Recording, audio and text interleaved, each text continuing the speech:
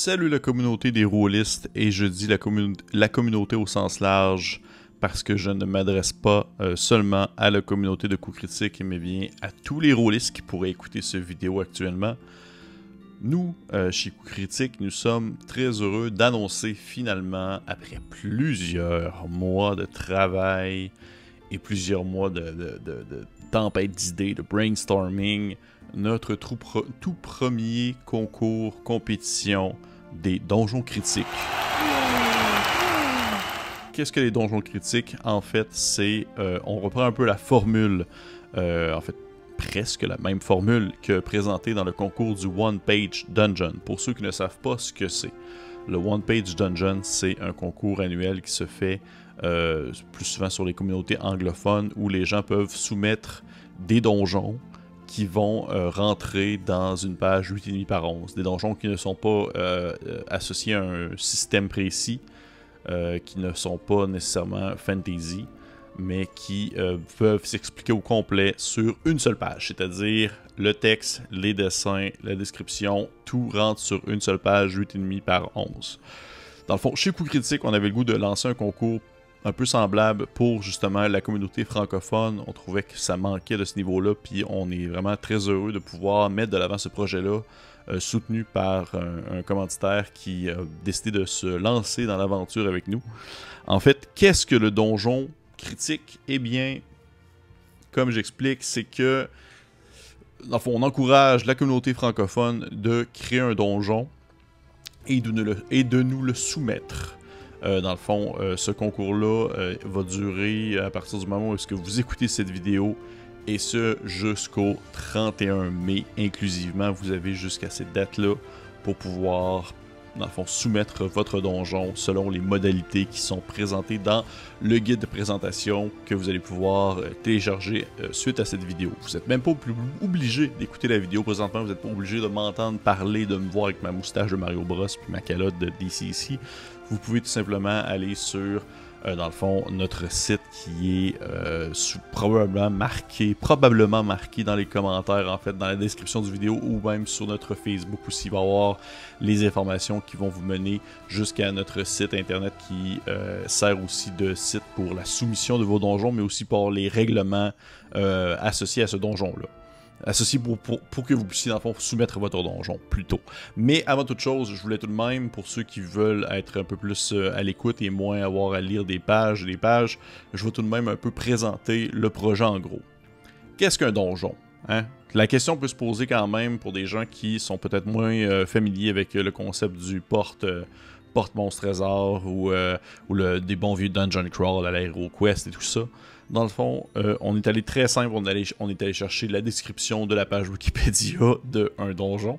C'est-à-dire que ce donjon est un lieu, en général un château ou une série de cavernes ou un souterrain que doivent explorer les personnages. C'est un lieu clos. Il y a un toit, il y a un plafond, il y a un sol, il y a des murs de chaque côté. En gros, c'est ça.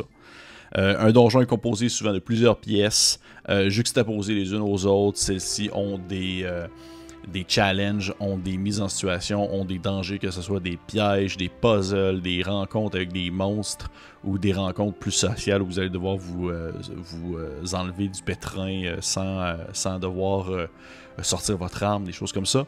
Le donjon va souvent négliger, si on veut, les aspects logistiques, c'est-à-dire qu'il va y avoir des chambres, des dortoirs, des cuisines, des garde-manger, des réfectoires qui vont se suivre et se ressembler dans un désordre qui ne se peut pas. Le donjon a, si on veut, une forme plutôt étrange qui n'est pas, on va dire, très logique à la construction d'un bâtiment.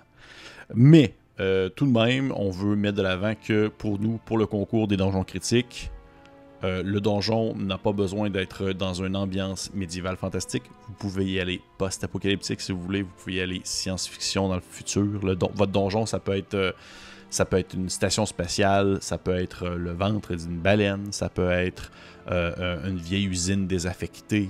Des choses comme ça, vous n'avez pas besoin de vous ancrer dans le médiéval fantastique. On ne se limite pas à ça. C'est vraiment un élément qu'on veut mettre de l'avant. C'est que c'est pas le concept de vouloir explorer un donjon n'est pas ancré seulement dans Donjon Dragon, par exemple. Pour faire un peu différent, on a décidé de vouloir... on a décidé d'implanter des thèmes qui font partie, si on veut, des critères d'évaluation que vous allez devoir prendre en considération lorsque vous allez construire votre donjon. Ces thèmes-là, dans le fond, là, ils doivent être présents dans la construction de votre donjon, dans son concept, et le thème choisi doit être mentionné sur, dans le fond, la page, une des pages de votre donjon. Je vais y revenir plus tard concernant le nombre de pages, mais vous devez, dans le fond, choisir un des 3 thèmes qui est présenté dans le document, dans le guide de présentation du concours, c'est-à-dire soit Siège de cristal, c'est un thème, Dédale bestial, c'est un thème également, ainsi que, je ne veux pas me tromper, Une odeur de mort, c'est le 3e thème. Fait, dans le fond, vous devez choisir un de ces 3 thèmes-là. Les 3 vont être remarqués, sont marqués très clairs dans le document, dans le fond, et votre donjon doit tourner autour, ou du moins inclure un de ces 3 thèmes-là quelque part. Ça n'a pas besoin d'être l'élément principal, mais le thème doit se retrouver quelque part dans le donjon. Côté critères d'évaluation, je vais vous les nommer, mais je ne vais pas nécessairement vous les décortiquer un après l'autre. Le but de cette vidéo, ce n'est pas d'expliquer le projet de long en large, mais bien de faire une présentation afin que ce soit, disons, qu'il y ait une certaine accroche, en quelque sorte. Donc, les critères d'évaluation sont l'originalité générale de votre donjon, l'écologie de votre donjon. Pour être sûr d'être clair là-dessus, on ne parle pas bien sûr de votre donjon étant environnementalement cool, mais bien que l'écologie de votre donjon, on va dire, fonctionne plutôt de manière logique. Votre donjon, justement, s'éloigne du très cliché salle qui va se suivre et se ressembler sans vraiment une suite logique. Là, au contraire, l'écologie d'un donjon, c'est un donjon qui est logique. La géométrie de votre donjon, les pièges et les puzzles, la flore et la faune de votre donjon, la clarté, l'appropriation du thème et ainsi que son histoire. Ce sont tous des éléments qui vont être pris en considération par l'équipe des jurys pour évaluer en fait dans le fond, les différents donjons qui vont nous être proposés.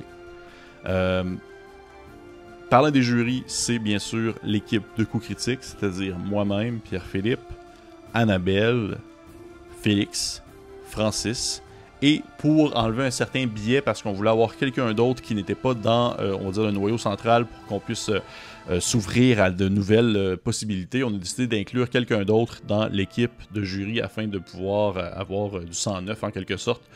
Donc ça va être Pierre-Louis Renaud de la chaîne de Etsu Game qui va se greffer à nous pour on va dire le concours en soi, pour la compétition, et il va évaluer chacun des donjons avec nous afin de définir qui remporte les différents prix, parce que oui, c'est ça aussi, qui dit compétition, qui dit concours, dit prix. Il y a un incitatif intéressant qui va quand même vous demander, on va dire, un certain intérêt. Pourquoi est-ce que vous faites ce concours-là? Oui, vous pouvez le faire pour le plaisir, parce qu'au final, il y a quelque chose qui va en ressortir à la fin, je vais le mentionner tout à l'heure, mais il y a aussi des prix. Ces prix-là nous sont offerts par notre commanditaire principal, c'est-à-dire la boutique Imaginaire, qui est une boutique québécoise qui fait, dans le fond, qui transporte sa marchandise un peu partout au Canada et même à l'international. La boutique Imaginaire nous offre 3 cartes cadeaux, une de 75, une de 50 et une de 25 $. Et ces 3 cartes cadeaux-là peuvent être utilisées dans le fond en ligne, que vous soyez habitant au Québec ou que vous soyez habitant à l'international. Donc oui, il y a un incitatif pour nos cousins européens qui voudraient participer au concours. On veut vraiment, dans le fond, étendre les possibilités de donjons critiques sur toutes les plateformes francophones rôlistes. Et si jamais vous êtes une boutique, dans le fond, européenne, francophone, qui écoute actuellement ce vidéo, que vous voudriez peut-être être commanditaire, sait-on jamais, vous voudriez peut-être jeter quelques pièces d'or dans le lot en carte cadeau pour que, dans le fond, il y ait une incitative de plus pour les gens de l'Europe, admettons que vous voulez sauver des frais de transport et autres, eh bien, il est possible de nous contacter et à ce moment-là, on fera une vidéo concernant votre nouvelle implication, si on veut, dans le concours. Ça peut être intéressant, sait-on jamais. Donc, on lance la balle. Comme je mentionnais, le fait que, oui, il y a un incitatif de prix, mais il n'y a pas juste ça. Si, admettons, le concours se termine, les prix sont donnés, tout ça, il y a aussi des mentions sont inscrites dans le document, vous allez voir. Mais le but aussi, c'est de pouvoir redonner, si on veut, et de créer en communauté. Créer comme, dans le fond, les donjons en une grande équipe et qu'il y ait un partage, un échange qui se fait entre les différents regroupements rôlistes francophones. Donc, les donjons qui vont nous être soumis vont être compilés dans un gros document PDF et ils vont être donnés à la communauté par la suite. Et vous allez avoir, dans le fond, un beau recueil de donjons avec une belle couverture dessinée par un dessinateur, un illustrateur québécois, BDiste et un très grand ami à moi, Julien Dallaire-Charret. Merci Julien d'ailleurs de ta participation. Il a fait une très belle couverture qui va être sur le dessus du PDF et vous allez pouvoir dire « Hey, mon donjon est là-dedans. Mon donjon est dans le premier volume 1, printemps 2021, des donjons critiques. » Bien sûr, les 3 donjons gagnants vont être aussi dans le document et ceux-ci vont recevoir en fait une page couverture pour présenter leur donjon dans le PDF qui va être dessiné par notre chère Annabelle qui est membre de Coup Critique. Bien sûr, il y a eu Félix s'occupe, si on veut, du site internet actuel dont vous allez pouvoir dans le fond, mettre de l'avant, faire vos soumissions et tout ça. Et Francis a plus une approche avec les collaborateurs et les différents commanditaires potentiels. La date limite, 31 mai 2021. Il y a les prix, comme j'ai mentionné. Il y a quelques, on va dire, règlements à respecter. On va dire un rappel en rafale. Votre donjon doit être sur une feuille 8,5 par 11. Il doit avoir il doit être dans le fond sous une licence de créativité commune. Vous ne pouvez pas commencer à prendre des systèmes de jeu et les imbriquer dans votre donjon ou prendre des œuvres d'art et les imbriquer dans votre donjon. Ça ne sera pas accepté. Malheureusement, on veut être le plus sécuritaire possible côté réglementation, côté juridiction. Donc, si jamais vous utilisez de l'art, ça doit être le vôtre. Ou ça doit être un art que vous allez acheter, que vous pouvez utiliser dans le contexte du donjon. Ou, dans le fond, ça doit être... vous pouvez travailler en équipe si vous voulez. Vous faites 2, 3 et avoir quelqu'un qui dessine, l'autre personne qui va plus faire la description du donjon. Mais ne vous inquiétez pas, nous, on ne juge pas la qualité visuelle du dessin du donjon. Vous n'avez pas besoin d'être un illustrateur de feu pour faire le donjon. Tant et aussi longtemps, l'important, c'est qu'on puisse comprendre que c'est un donjon.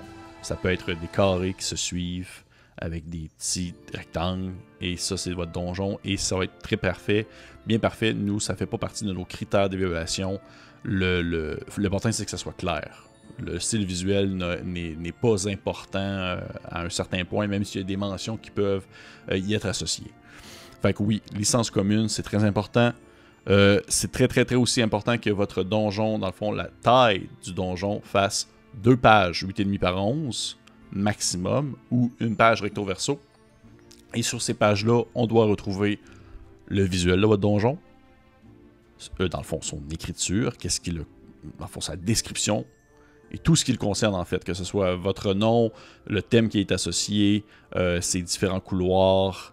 Vous n'avez pas besoin, en fait, de le dessiner non plus de manière isométrique, vous n'avez pas besoin de dessiner de haut. L'important, c'est qu'il y ait un visuel minimum pour qu'on puisse comprendre le donjon et la description de ce dit donjon-là. Pour vrai, je vous conseille fortement d'aller voir le One Page Dungeon si vous jamais vous cherchez de l'inspiration pour voir un peu qu'est-ce que les différentes personnes du côté anglophone ont fait. Sinon, d'ici à ce que le concours soit lancé, ou du moins au moment où vous écoutez cette vidéo, il est possible que un des membres de Coup Critique ait complété un donjon en titre d'exemple, seulement pour montrer un peu de quoi est-ce qu'il en retourne, à quoi est-ce qu'on s'attend.